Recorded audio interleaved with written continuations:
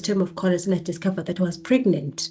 And remember, the person I'm pregnant by is no longer even in my life. So now I've got 2 kids. I have failed part of my CTA. They were like, there's nothing we can do, dude. We're going to have to give you a 6-month extension. You are 35 and the people you'd put into are 27, 28. How are you going to handle that? And young people are shining. We see them on Instagram, our corporate hands. We see, the nice apartments. We see this and we are not yet there. And we feel like we are failures at 40. Go for it because you are going to get old anyway. I remember people saying to me, you're going to finish school when you're 40. Guess what? I'm 40, but I'm a qualified CA.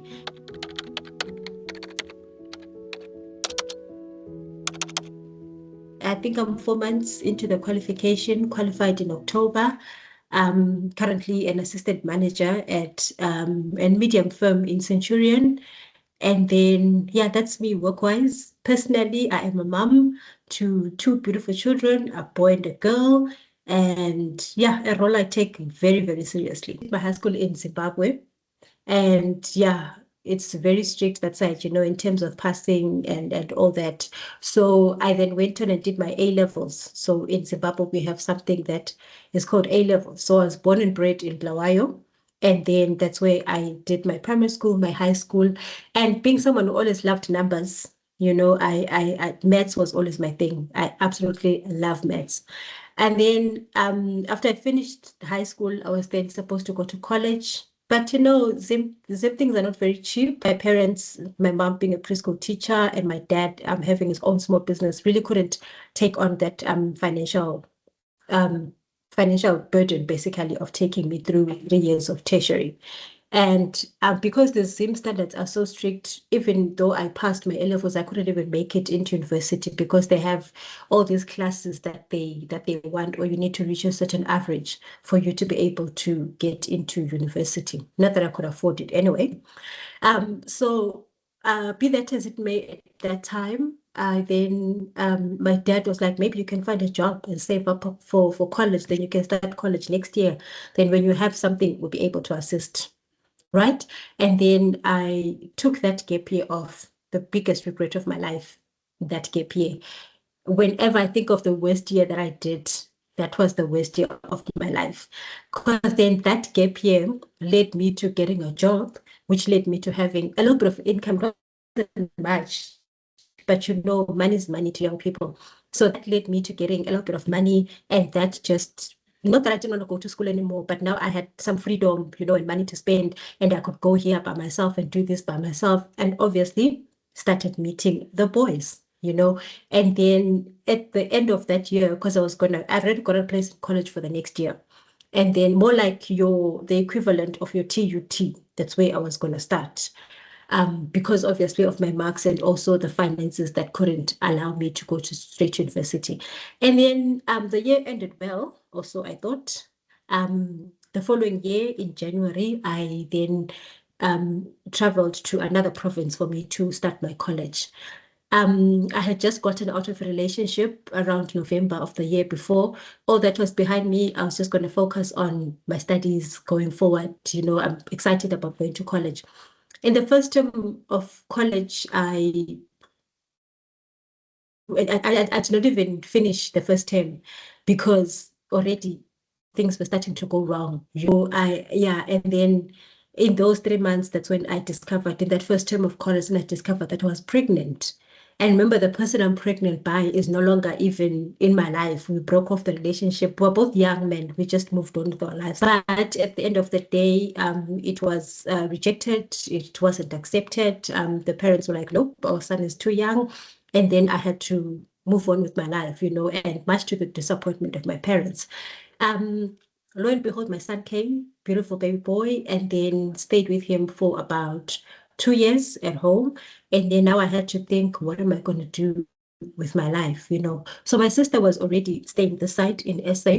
So the suggestion was, maybe you could go there, find a job and continue with school since you love school so much.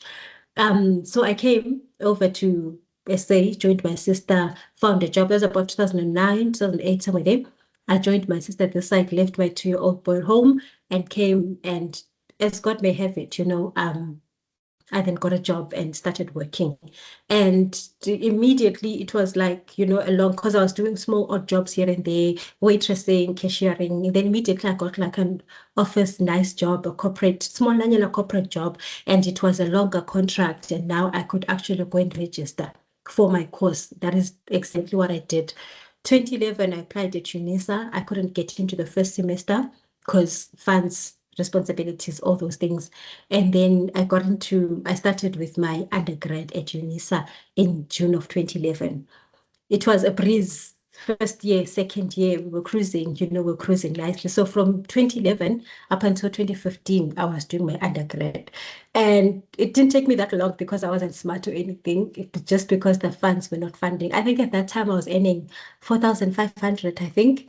And, I had personal responsibilities, child responsibilities, and I had to take myself to school and all those things. So I would miss semesters here and there. But what I knew is that this degree must have to finish. So that was 2011. Yeah, up to 2015.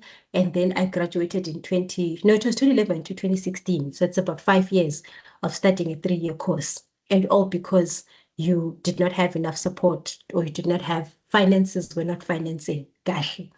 And then 2016, I then graduated with my undergrad and I then qualified straight away for CTA level 2. Those who studied through Unisa know the two years of studying at Unisa. You either start with CTA level 1, which is like a bridging course if you didn't make the average, and then you move on to CTA level 2. So I moved straight into CTA level 2 because I passed and my average was good. That was 2017 now, in my first year of CTA. A disaster of a year. Another one of the years that I just want to forget in my life. I started the year nicely and pretty. CTA moved me like no man's business. I've never felt so dama like I did in that year. So I did tried to continue, you get those weather report marks, you get those single digit marks in your test and you're like, okay, what's happening now?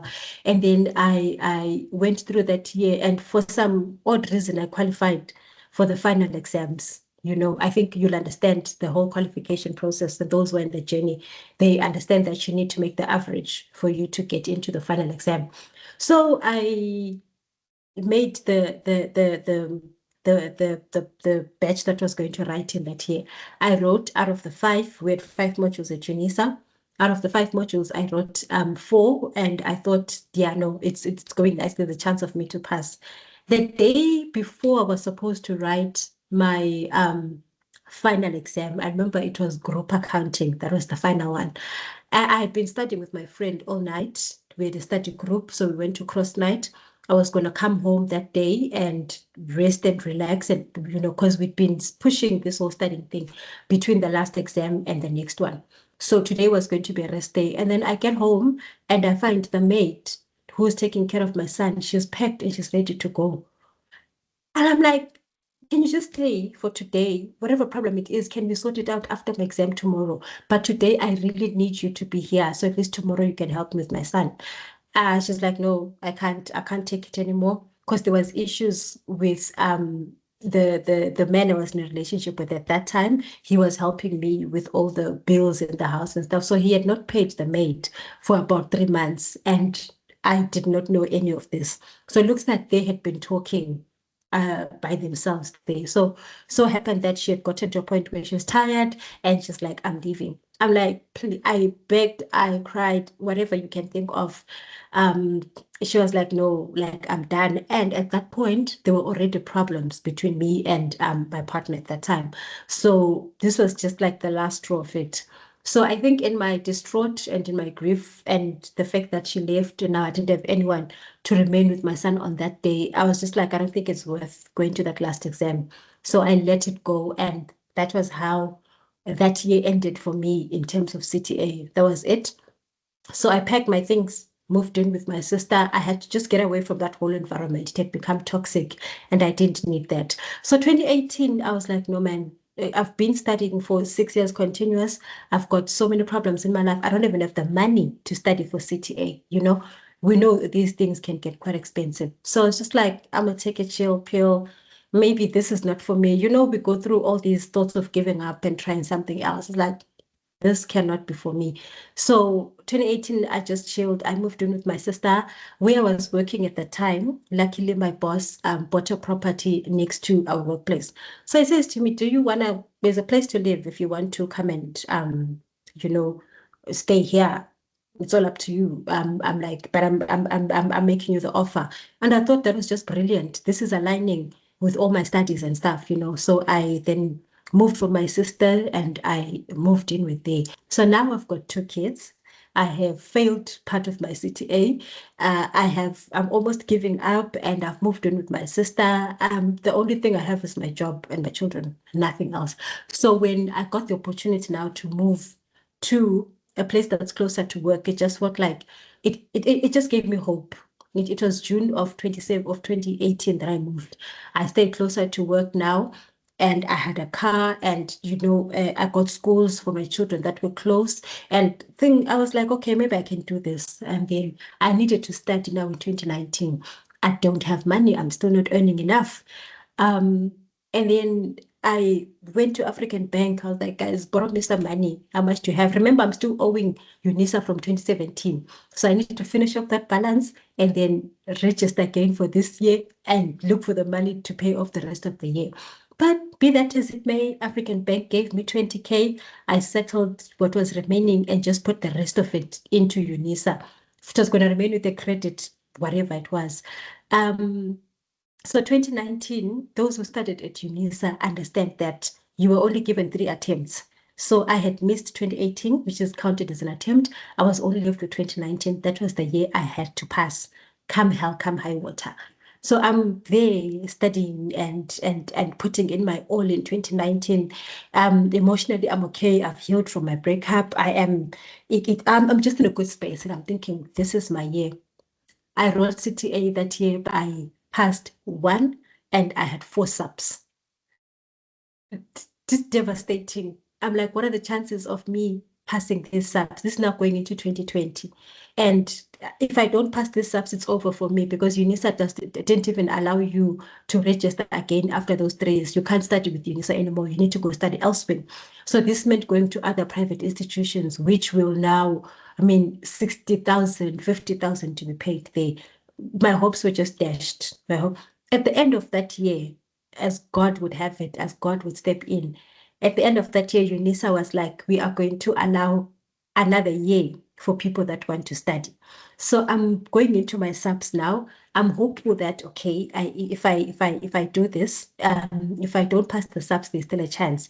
So I studied for the subs in December, go write the subs. I've passed 3 and I failed 1. With CTA, that just means you have failed everything.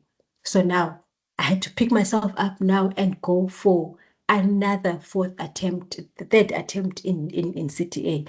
If I'd been doing a degree, I would have done it and finished it in those 3 years if I'd started another undergrad. But I met a very good tutor in who assisted me with my subs. Because remember, my plan was to pass these subs because chances are I might not get an opportunity to study again.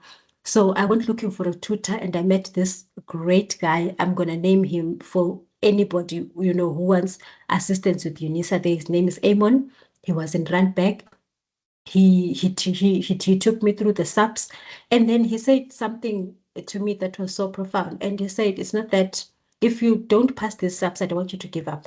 I want you to come back again because you have the knowledge. The problem is you keep going back to the textbooks and you keep going back to the theory.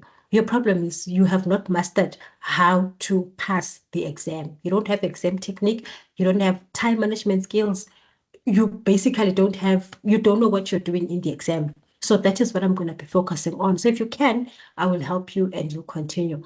If I tell you, Balisa, that year, God stepped in every way possible. I did not pay for that year that I was with that I was studying there with Amon. The whole year he just provided it for free. Or maybe he thought I was going to pay later on, I don't know. But not once did he ask me for payment because upfront I told him if I'm going to register, I want to have money for extra classes. And he said, come through, we'll see what to do. He was that kind of a guy.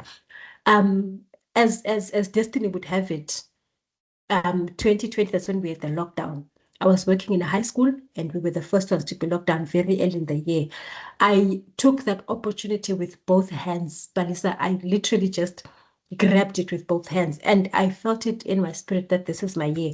For all the years that I've suffered and everything I've been through with this qualification, this has to be the year that I get it. So we continued with M1. Now I've got time on my side and I have got a tutor and I am focusing on questions, time. This man is timing me. He's giving me work to do and he's giving me 15 minutes to complete a question and 30 minutes to complete another question and 2 hours to write a paper, and he's basically sitting down and invigilating me as if I'm in an exam. So that year just went smooth. And I remember just opening up the results in December, and it was, it was just a jubilation. It was just joy and joy and joy and joy. So yeah, that was the journey up until CTA point. Coming into 20, so it's 2020, end of 2020, I've passed. I now need to look for articles. I'm there. I had been applying all this while back then, getting no responses, from undergrad because people want CTA. You're also not a citizen and all, so all these things working against me. After 2020, after I got my CTA, basically the first company that I applied to responded and said, we are going to take you, and said, come through, we will give you a chance to do articles. This is me at 35 in 2020, having my CTA, going into 36 and starting my articles. It was just a dream. I just could not believe it. If God had not done anything for me in my life that year, he would have done it would have been everything to me, even if he had done nothing else. What he had done for me that year was just so great. So I come and I start my articles in Centurion. In April, I started in March. In April, we're writing ITC. Maybe it's because I'd repeated so much, and I had all this knowledge, and my colleagues were calling me a working standard and all those things. I went into ITC and just aced it the first time. I did not even feel any hassles, nothing at all. Came back to work, continued with articles. Now I don't have the stress of studying. I'm just enjoying my articles. I'm learning as much as I can. I'm going on projects. It's really, really nice, and even the money gets better, when you now have ITC and stuff. And then going into the second year of articles, this is now 2022, I'm like, okay, I will qualify for APC at the end of the year. Should I write? Shouldn't I write? I just wanted to take a rest, Nyana, and write when I'm in my third year. And then my colleagues, my team members were like, no, we are also writing. What do you have to lose? You're eligible to write. Just go and attempt the exam. Take it as a learning curve. If you don't pass, you still have next year, you're still doing your articles. We got into studying that year. We registered, we did this, and for a change, someone was paying for my fees, Balisa. For a change, I did not have the burden of having to look for money to pay my fees. And I just kept thinking, God, I just could not believe it, because I thought maybe I'll have to pay back, it's a loan or something. I'll have to, they'll deduct from my salary. Everything was just settled. Board courses were settled. So I did the board course, got the certificate the first time. I didn't write any subs or anything. We went into the final in December 2022. I don't know if anybody has felt the way that I felt, Balisa, but I literally got out of that exam, and everyone who called to check on me, how was the exam, I told them I passed. I just left there with such I don't know, such a deep feeling, that deep faith to say, I know that I made it. There's no way. And second year trainees don't really make APC first time. Usually third years, yes, but second year trainees, no. I left that exam knowing that I had passed. And Feb of 2023, it was confirmed. And, life was getting better. It was confirmation of, my God, my dream really came true. And I'm glad I did not give up. So now the only thing left was articles. I was supposed to sign off in Feb of 2024, which was a year after passing APC. The clients that we were on, that I was supposed to go on from October, November, December for me to get my final competencies. My name was left out of the Balisa for some reason. I'd been on the client the previous years, so it was a given that I'm going to go back. And I wasn't worried. I wasn't even talking to the training officer to say, where am I going to be placed? Like, I really need these last competencies. I literally knew I was going to go to this client, only to find that people have been allocated and I'm not there. When I asked the manager, what happened? You know, I need to sign off in Feb. And then she's like, oh no, your rate was very high, so we couldn't take you there. They needed people with just CTA and you know, because you were blowing the budget. I was like, but you could have spoken to me and we could have reduced it. Like, what can we do? I was panicking. I really wanted to sign off and qualify. But God again was like, slow down, my child. It's gonna happen, just not now. So, and then there was another client that was supposed to start in January. So they're like, no, don't panic. You'll go to the client in January. There were issues at the client there, and then a senior personnel resigned, the new personnel came in, so they were not ready for the audit in January. So again, I said, didn't have the remaining competencies. My hours were still a little bit short. Now I didn't go on these two projects. So they were like, there's nothing we can do, dude. We're going to have to give you a 6-month extension because we can't be quiet. I'm like, 6 months? Isn't there anything I can do between now and May? Can it be 3 months? They're like, no, let's be safe. We'll give you a 6 months extension. But God showed up again in that 6-month extension because my training officer said to me, if you get all your competencies, I will sign you off and I'll give you a promotion, even if while we're waiting for SAICA to finalize, even if it's after 6 months. And that was in Feb. In April and May, I had gotten my competencies, and on the 1st of May, before signing off, I got promoted to being an assistant manager. So that was my journey, Balisa, from undergrad up until qualification.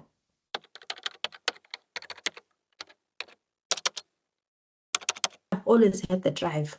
Like I said, even in school, I am that child in grade 9 and grade 10 who was waking up at 3 a.m. to study with no one telling me to study. So I think I've always been driven. I've always knew that I wanted to be something. In high school, it was probably engineering because I was doing my sciences, my STEM subjects. Those were my subjects in high school. So I thought I'm going into engineering. I absolutely loved engineering, the physics and the physics part of STEM. I absolutely loved those kind of subjects. Physics and maths were my thing. So I think even if I had not had my son or had not come from humble beginnings, I've always been someone who's driven, who wants the best marks, who wants to be the best, who thinks of, you know, life way ahead. I think I was even mature for some of my colleagues because I'd always be thinking, I'd always be telling them, you are playing now, guys, but after high school, what are we going to be? Like, we need to be serious about school. So I've always been that child who's always been driven.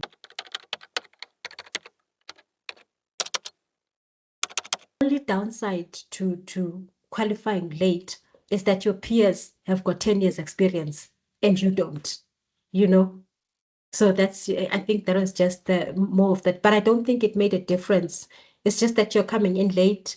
You are reporting to managers who are younger than you because they qualified at 24, 25 or 27. You know, I worked in the firm that was where the current psycho CEO was the CEO, you know, she's the former CEO of where I'm working now. And she's 2 years older than me.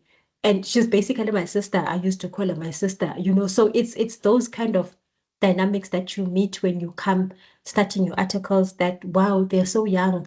Already they're directors, already they are senior managers, you know, already people have got 10 years experience in this industry and I'm just starting, you know, that's just the downside of it. Otherwise, I think people who start these articles, in fact, if you make it through the undergrad and the CTA, I think you are already mature and you've shown so much responsibility and you take that into articles. The manager was reporting to was young, and we're not talking 1 year, 2 years younger, we're talking 5, 6 years younger, you know, but because I was asked that kind of a question in the interview, like, you are 35 and the people you'd put into a 27, 28, how are you going to handle that? And I said, they have worked for where they are. You know, life deals with all of us differently. So they have worked to be where they are, and they didn't just get there, by mistake. They are there by merit. There's no favor that was done to them. So when you get there, you're just going to respect anybody and everybody, because remember what you want. What's most important is who you are, what do you want, and where are you going.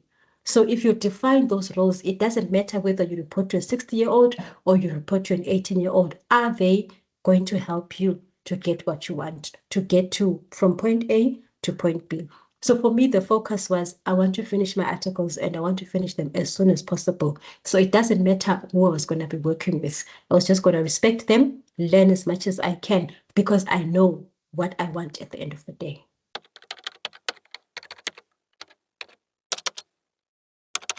So the norm is that 7 years, you are done. You go through the whole journey at 27, at 25, 26, latest at 30, you are done with this journey and you are now qualified. But remember, to every rule or to every norm, there's exceptions, there's outliers, and we are the outliers. It's not new that um young adults or adults have taken themselves to school. There are people, and don't only look at it in our profession, in across the board, there's someone who has decided at 40 that this is not what I want for my life and I'm going to fix it. And how am I going to do that? I'm going to start a business. I'm going to go back to school. I'm going to leave this job and focus on starting something of mine. Don't look at it as only in our industry. I know it's prevalent that young people are shining. We see them on Instagram, our corporate hands. We see, the nice apartments. We see this, and we are not yet there, and we feel like we are failures at 40. You are not the only one. There's the norm, there's the rules, and then the exceptions, and we are the exceptional ones. And I think it should be applauded to actually make the decision later in life to say, this is not what I want. I'm going to change it, and I'm going to change it by doing what I want. If it means going back to school, it's starting whatever it may be for you, at whatever point that you decide or that you realize that I'm going the wrong way or this is not what I want. At whatever point in your life, you could be 50, just go ahead and change it, because make time work for you. Realize that time is your ally, not your enemy. Think of it in investments. Time works for you. Think of anything. Think of the cars that we take on credit. When we start, it's difficult, but time is always on your side. Use time to your advantage. Eventually, you're gonna get old. It really doesn't matter. You know what those people have absolutely no bearing on anything. It's their journey. You define what you want. You remember who you are. Even if you made mistakes, the most important thing is that you've realized the mistake and you have planned to fix it at whatever point in your life. So and it's not just only us. Just go for it, because you are going to get old anyway. I remember people saying to me, you're going to finish school when you're 40. Guess what? I'm 40, but I'm a qualified CA. Had I not done anything 15 years ago, I would still be where I was 15 years ago. So use time to your advantage, not against you. Bumps are a part of life. Bumps are always going to be there. There's a great analogy that is given of a GPS, where you put in that you want to go to Cape Town. The GPS tells you that it's 13 hours to drive from here to Cape Town, or it's going to be a 2-hour flight. In the middle of the flight, or before you even get on the flight, you get to the airport. I think we saw what happened recently, was it in December, where people were stranded. You get to the airport and there's something wrong with the plane. It does not mean that you're not going to get to Cape Town. You might have a tire puncture on the way. There could be a roadblock. You could find the road is being fixed and you are diverted to another place. All of those things are working for your good. You could have failed. It is part of life.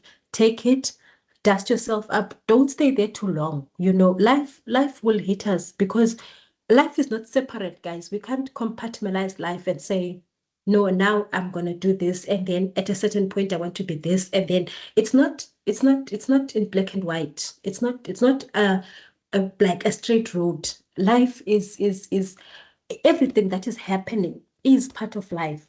and trust that it is working for your good. It may be a failure, it may be whatever it is. At the end of the day, no matter the diversions on the road, or that you had to wait for AA to come and change your tire, or you ran out of fuel, or you hit a pothole, whatever the case might be, even if that flight was delayed for 3 hours, for 8 hours, it is going to come and you're still going to reach your destination of Cape Town. So do not focus on the noise around.